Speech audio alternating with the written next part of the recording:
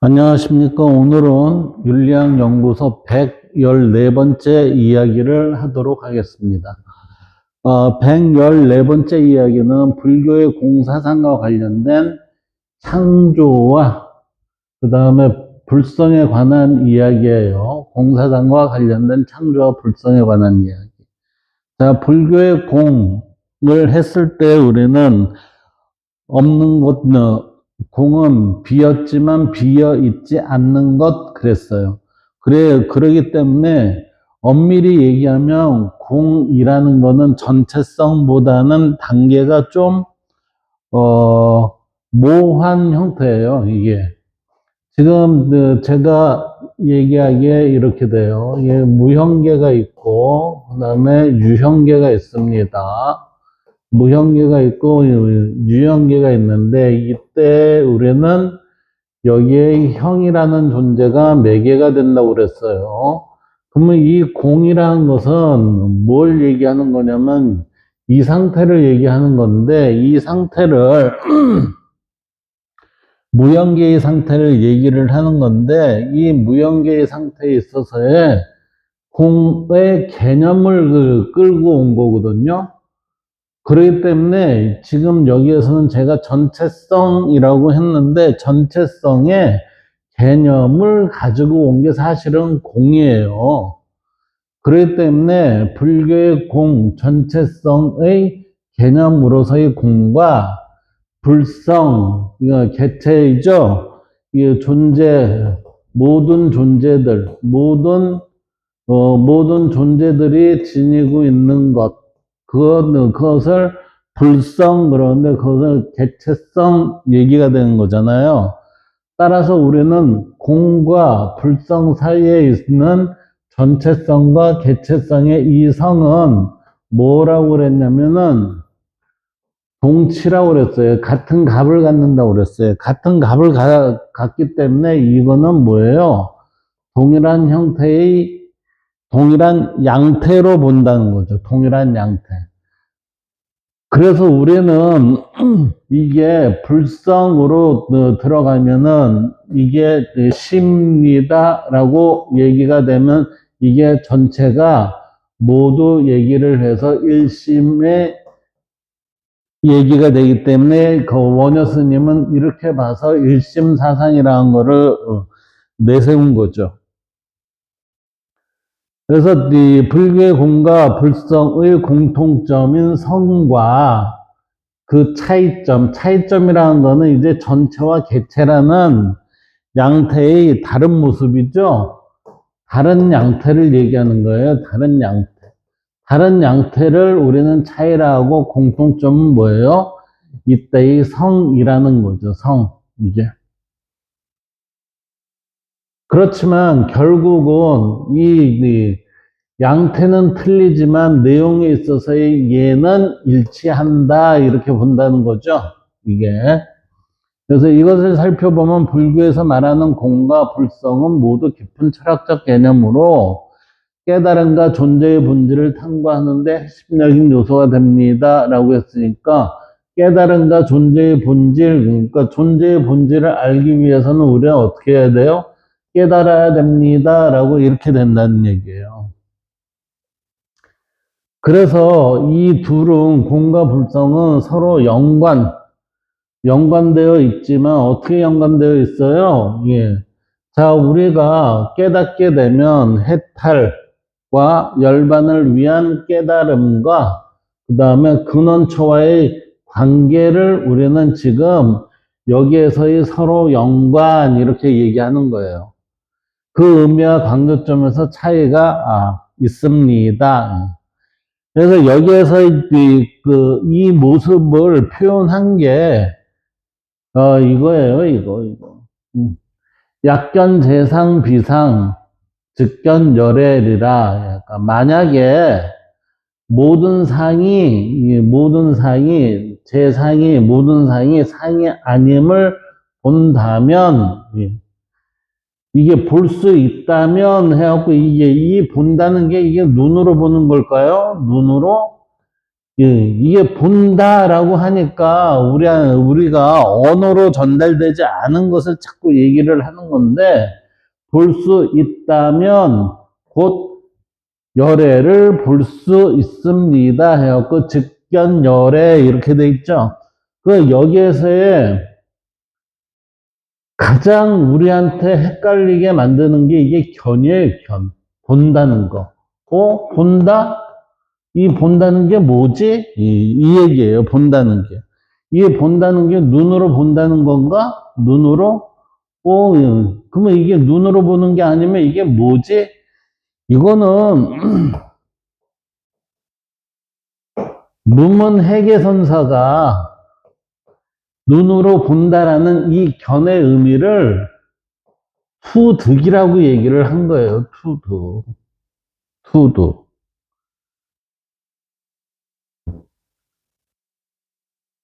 뭔가 투득이 되었을 때 우리는 열애를 알 수 있다 이렇게 되는 거예요. 예. 그럼 투득의 현상을 가져오는 것을 우리는 뭐라고 그랬냐면은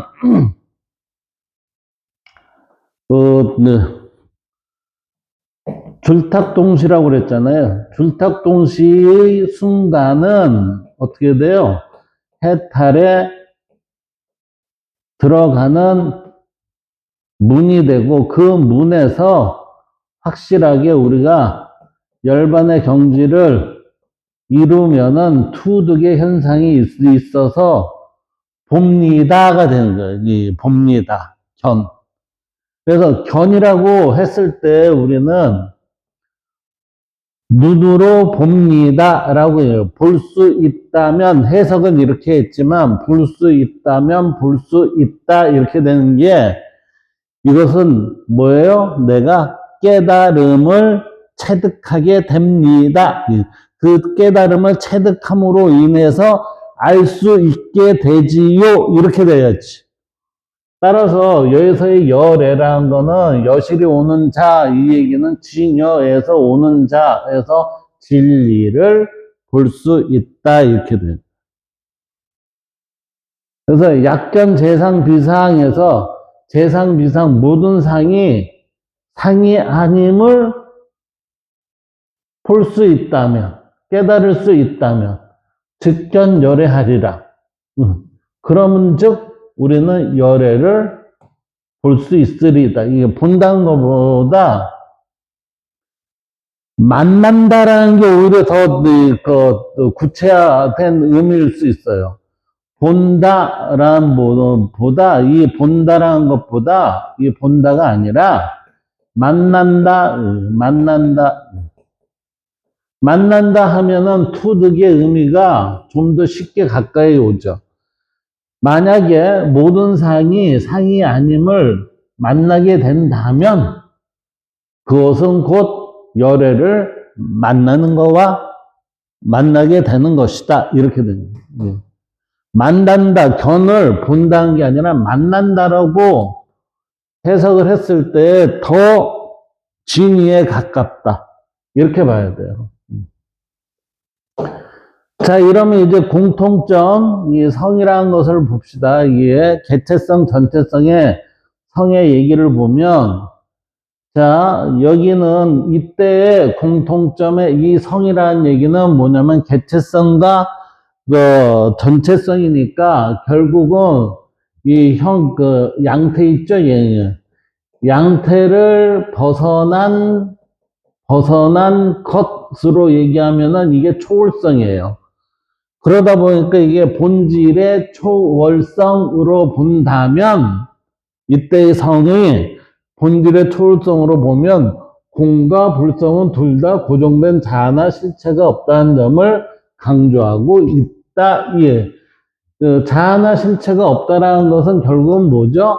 무규정적 상태입니다. 이렇게 되는 거예요. 이게 무규정적 상태임을 보여주고 있다. 그래서 공은 모든 존재가 자성을 가지지 않으면, 이 자성이라는 거는 우리가 하나의 현상으로 스스로 갖고 있는 고유하고 변하지 않는 본질이라고 그랬는데, 우리는 공사상을 얘기했을 때 어떻게 됐냐면은 변화라고 그랬죠. 따라서 모든 존재가 자성을 가지지 않음을, 불성은 모든 존재가 공과 자성이 일치되는 깨달음의 가능성을 가지고 있다 그랬어요.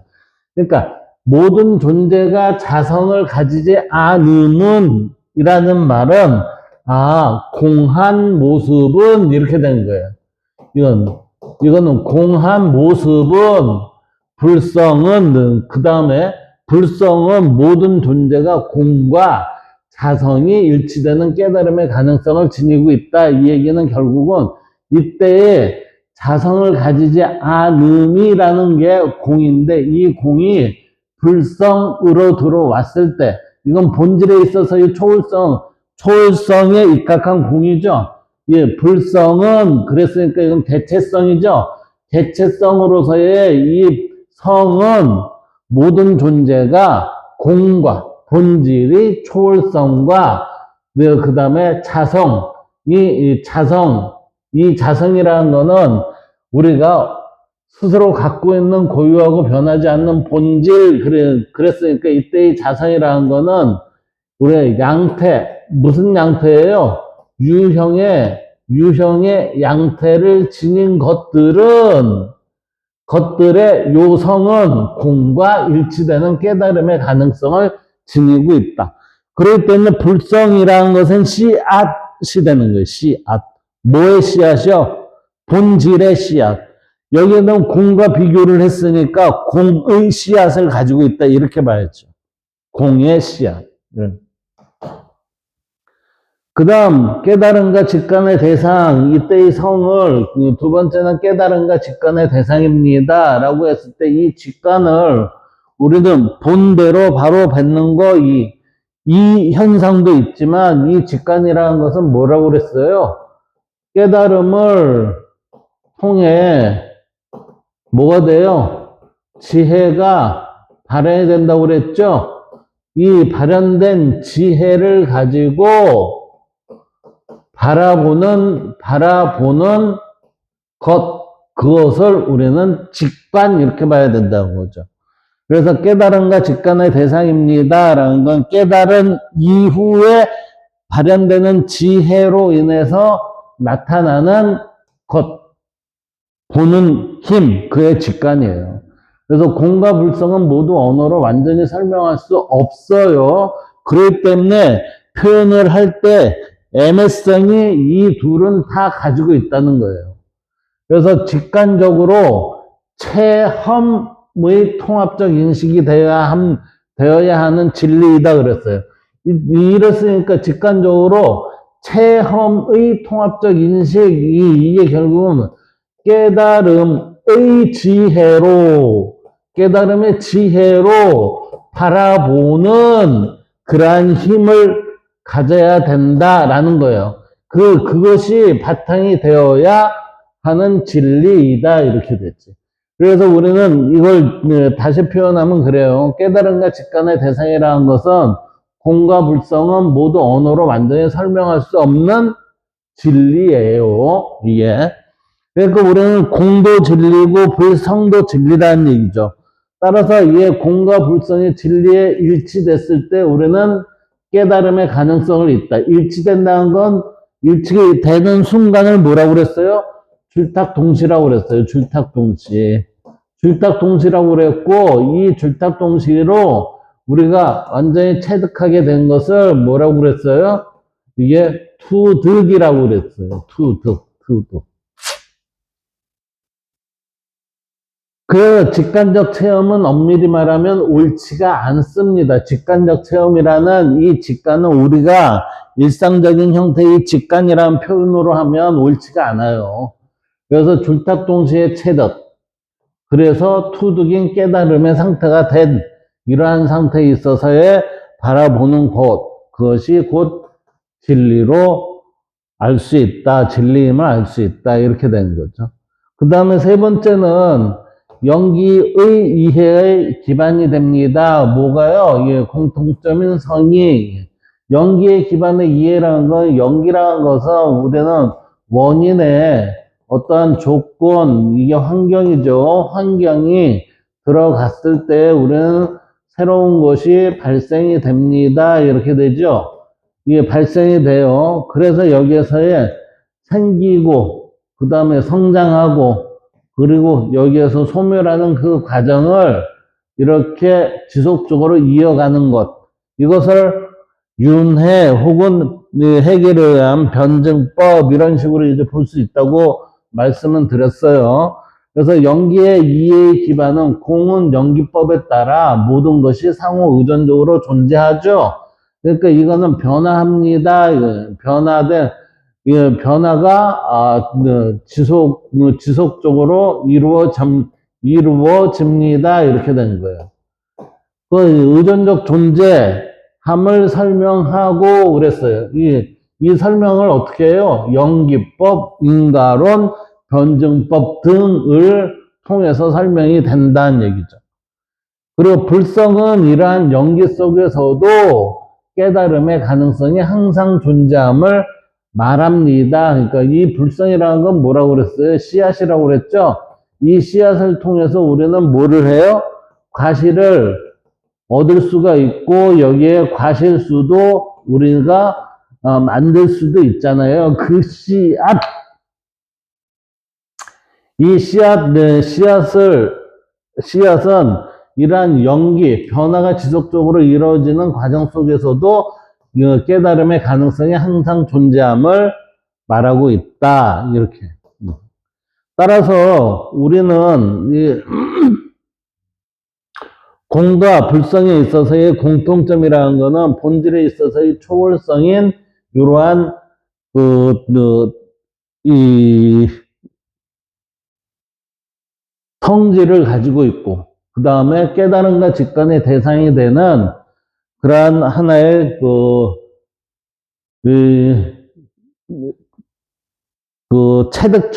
체득처가 있고 그리고 그 체득처를 통해서 우리는 다시 이 연기의 이해의 기반을 통한 진리를 살펴볼 수 있는 그런 힘을 가지게 된다. 이렇게 되는 거죠. 자, 차이점을 볼까요? 차이점은 자, 공은 정체성이라고 그랬고 불성은 개체성이라고 그랬어요. 그러다 보니 자, 공이라는 것은 모든 존재는 자성이 없고 고정된 실체가 없다고 그랬어요. 그래서 이 공이라는 사상은 석가모니보다는 용수대사에 의해서 이제 나온 거죠. 그래서 이 용수의 중론에 의하면 인연소생법 아설즉 시공이다 해서 인연으로 생겨난 모든 법을 나는 공이라고 말합니다. 그러니까 인연으로 생겨난 모든 법 그랬으니까 인연으로 생겨났으니까 결국은 뭐죠? 이게 관계법이에요. 관계법. 관계로 인해서 발생이 된 모든 것들은 나는 공이라고 한다. 결국은 그거 쓸데없는 것이다. 라고 이렇게 얘기하는 거죠. 이 얘기는 바다에 있어서의 바닷물이 파도를 치면은 거기에 물거품이 일잖아요. 그래서 우리는 인연으로 생겨난 모든 법, 이것을 뭐요? 바다에 이루는 포말과 같다. 그렇기 때문에 나는 거기 신경 쓰지 않는다. 신경 쓸 필요 없어요. 이렇게 얘기하는 거예요. 그래서 모든 법이라는 거는 고정된 실체가 없습니다. 만들어졌다 하더라도 결국은 사라질 뿐이다. 라고 하니까 우리가 일상적으로 얘기할 때 그러잖아요. 아, 그거 시간이 해결해 줄 거야. 이런 얘기 하죠. 그거예요, 그거. 자, 공에 있어서의 강조점, 무자성, 자성이 없습니다. 무와 내가 없습니다. 집착의 제거. 그래서 물의 성질이 아닐까? 예. 이때 물의 성질이 아닐까라는 것은 이 물이 뭐죠? 어떤 그릇에 집어넣어도 그게 그 그릇 모양으로 물이 자기의 형태를 가지잖아요. 그러한 물의 성질이 아닐까? 결국은 그 물은 어떠한 변화를 갖는다 하더라도 결국은 그 물은 물일 뿐이지, 무슨 밥물이다, 국물이다, 아니면 뭐, 어떤 간장이다, 뭐, 아무 쓸 필요가 없다는 거죠, 이게. 철학적 역할, 존재의 해체와 비움이 연속이 됩니다. 그래서 지속적인 양태의 변화를 가져올 뿐이다. 관련 경전, 반야경 중론 등의 공에 관해서 서술이 되어 있고, 위험 요소, 잘못 이해하면 허무주의로 흐를 수 있는데 없는 게 아님이라는 이 얘기를 아셔야 돼요. 없는 게 비었네, 없네. 비었으되 비어있지 않다라고 그랬잖아요. 그러니까 없는 것이 아니다. 그렇기 때문에 이거는 허무주의로 빠진다는 얘기는 여기에 잘못된 이해로 인해서 우리는 허무주의에 빠질 수 있겠다. 이걸 주의를 해야 된다는 거죠. 자, 불성은 개체성이에요. 이건 불성이라는 건 씨앗이라고 그랬어요. 그래서 모든 존재의 근원적 본성이에요. 그래서 모든 존재라는 거는 현재의 현상계에 있는 모든 현상계의 모든 실체들은 근원적 본성에 입각한 거고, 그리고 이러한 모든 존재가 깨달음을 성취할 수 있는 가능성은 뭐예요? 불성이 있기 때문에 가능하다 이 얘기예요. 그래서 열반경에 보면은 일체 중생 시류 불성입니다. 모든 중생은 다 불성이 있다 이렇게 본다는 거죠. 여기에 강조점, 본래적 청정성이 불성에는 있다. 잠재된 깨달음이 불성에는 내재되어 있다. 그래서 청정성은 공을 알게 되는 하나의 시발점이 됩니다. 그리고 그 철학적 역할은 존재의 긍정과 가능성, 즉 이것을 우리는 자기를 바로 보는 것, 혹은 소크라테스가 얘기한 너 자신을 알라라는 그러한 흐름으로서 불성을 얘기할 수가 있다. 관련 경전은 열반경, 능가경, 화엄경 등의 불성이라는 얘기가 나와요. 여기에 대한 위험 요소는 잘못 이해하면 실체론적 오해를 낳을 수 있습니다. 그래서 이거는 자기를 바로 보는 데에서 오해의 기반을 없앨 수 있다. 이렇게. 자, 예를 들면 위의 내용에 대한 예를 보면 공은 모든 것은 인연에 의해 생겨난다고 그랬어요. 인연이니까 상호작용, 관계에 의해 생겨나며 고정된 실체는 없어요. 따라서 우리는 이게 만들어지면 이것이 언젠가는 어떻게 돼요? 소멸이 되잖아요. 소멸이 되기 때문에 얘는 고정된 실체가 없다. 그러니까 지속적으로 동일한 형태를 가지고 갈 수 있는 것은 없다라는 얘기예요. 그래서 깨달음을 말한다. 이렇게 고정된 실체가 없다는 깨달음을 말하는 것. 예를 들어 나라는 존재도 오온의 조합일 뿐입니다. 그러니까 오온이 색수, 상행식 그러죠. 이건 우리의 몸, 이건 느낌, 이거는 생각, 이거는 행동하는 거, 이거는 지식, 무슨 이런 것의 조합일 뿐 독립된 자아는 없다. 그래서 무와 이렇게 얘기하는 거죠. 그래서 공은 현상을 말하는 것인가? 아니면 혹은 본질의 변화를 말하는 것인가? 제가 봤을 때는 뭐냐면은 본질의 변화, 본질에서 드러나왔지만 우리가 이렇게 표현하는 거는 현상에 대한 표현이 아닌가라는 그 생각이 좀 들어요. 그래서 공은 무규정적 상태에서 어떻게 되냐면은 공이라는 것은 무규정적 상태에서 관계가 발생이 돼요. 그러면 유형계의 것들에서 뭔가가 이게 발생이 되겠죠. 이게 발생이 되는 것들을 우리는 사건 또는 무슨 일 등등의 얘기가 되잖아요. 어떠한 존재들 이런 것들. 그러면 이러한 것들은 결국은 무규정적 상태의 것과 자성의 성은 일치하기에 뭐라고 표현을 해요? 본질, 진리의 표현이 된다라고 이렇게 봐야 된다는 거죠.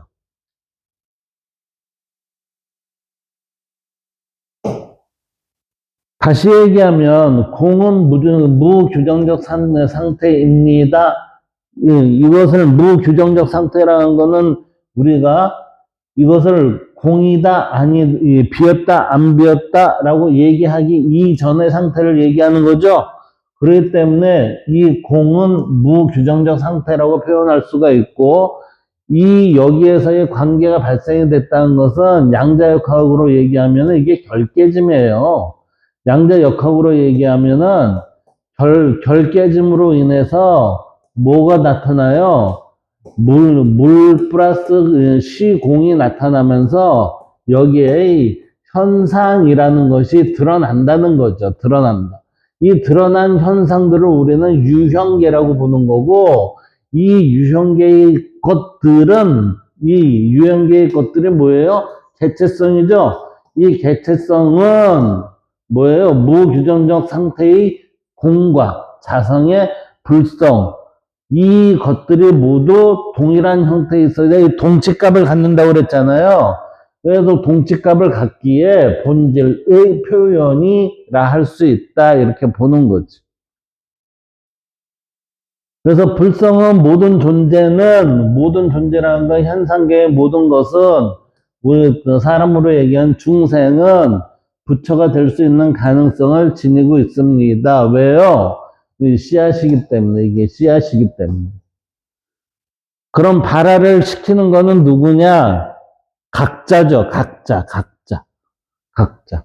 근데 발화를 시키는 방법은 어디에 있어요? 지금까지 줄곧 3,000년, 아니 5,000년, 7,000년 어떠한 그 물이 생겼을 때부터 우리는 이 방법은 지속적으로 우리한테 사람이 만들어진 고 나서 지속적으로 우리한테 해줬었던 것 같아요. 그런데 이것을 아는 자가 있고 모르는 자가 있기 때문에 그게 문제가 되는 거죠.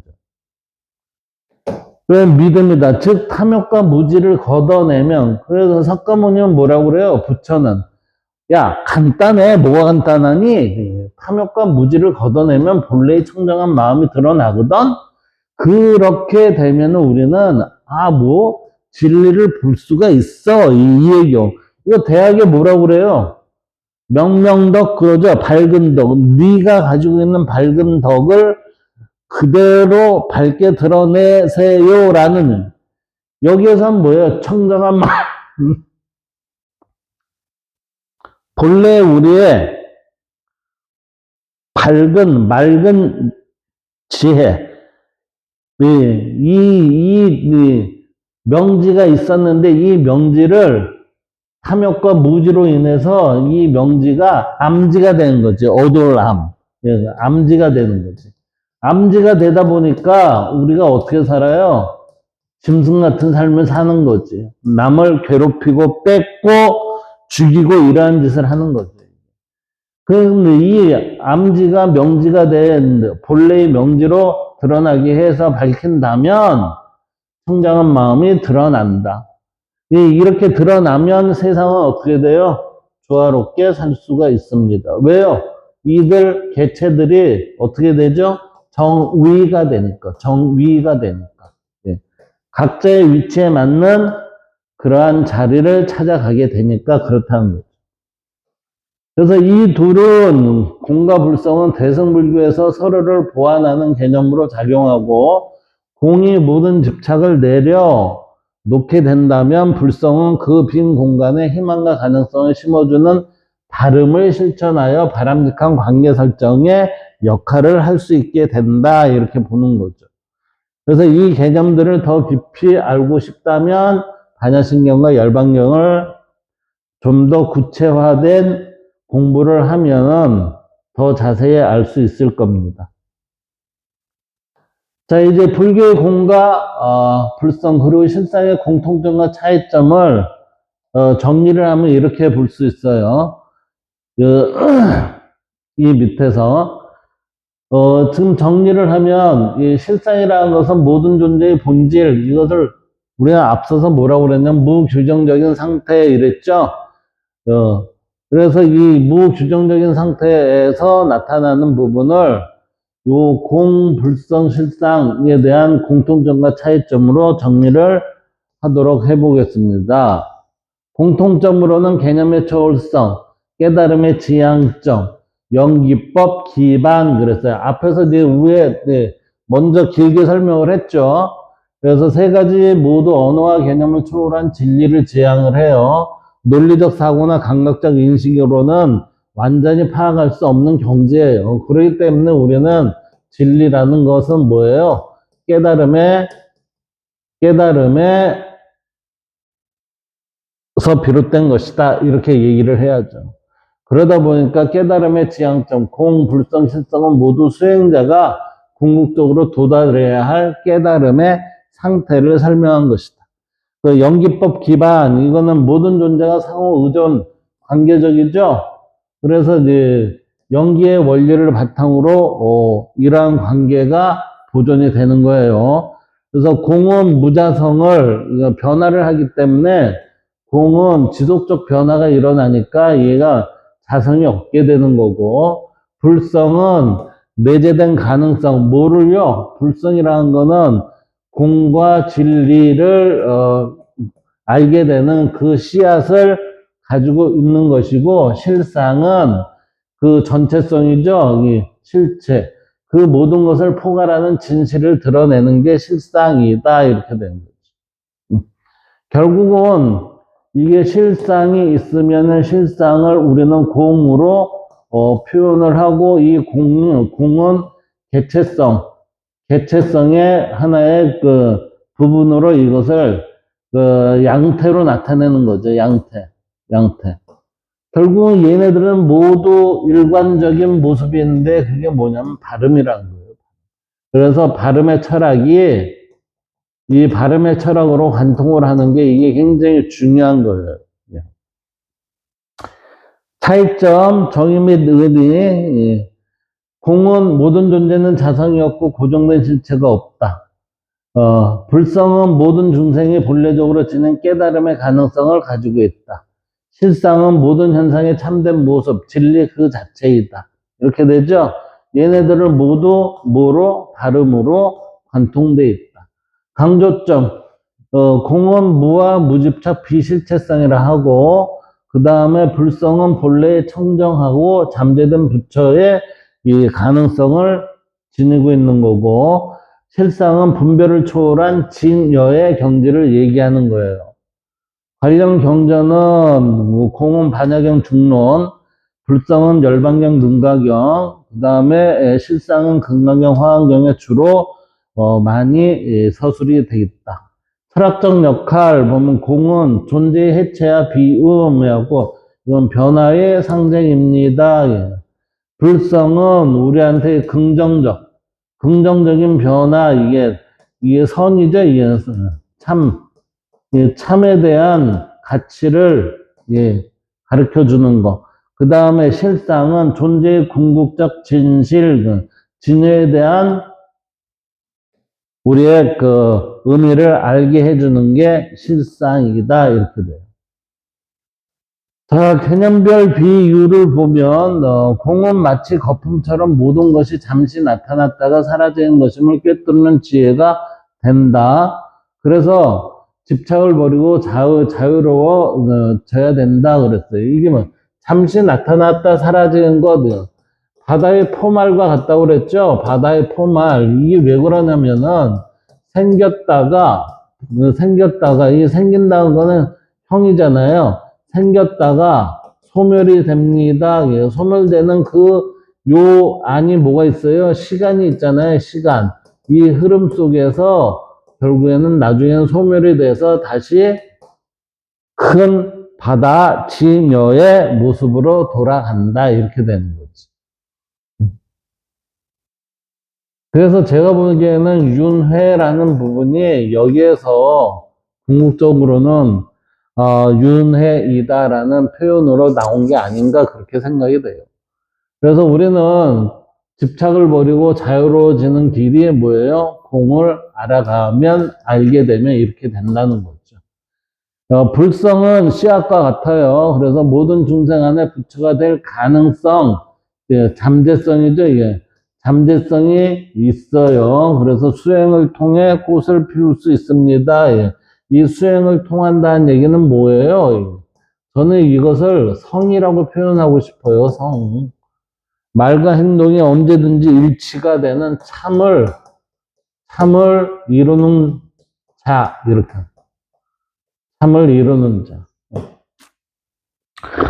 실상은 거울과 같아요. 그래서 모든 현상을 있는 그대로 비추되 왜곡 없이 진실을 드러내는 경지를 우리는 실상 이렇게 얘기해요. 이 얘기는 뭐냐면은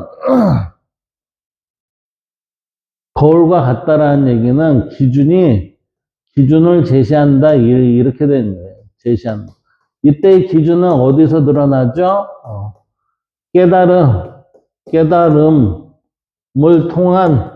깨달음을 통한 지혜의 발현으로 인해서 이렇게 될 수가 있다.